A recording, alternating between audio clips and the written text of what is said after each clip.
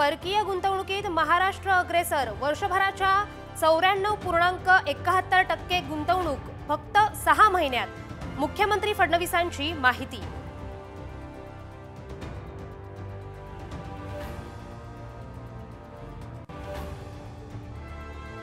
नक्षलवाद नष्ट करण्यासाठी फडणवीसांनी उचललेलं पाऊल कौतुकास्पद। ठाकरे गटाच्या मुखपत्रातून मुख्यमंत्र्यांवर स्तुतीसुमनं।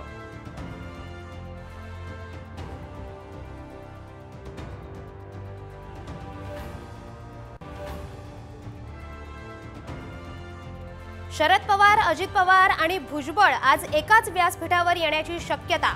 पुण्यात फुलेंच्या पूर्णाकृती पुतळ्याचं अनावरणासाठी एकत्र उपस्थित राहणार का याकडे लक्ष।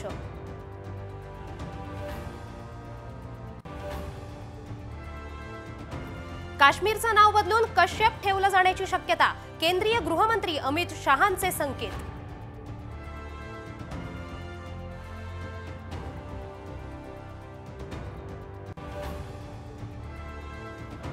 ग्रामसेवकांना बायोमेट्रिक हजेरी लागू करणार। राज्य सरकारकडून पुन्हा सूचना जारी।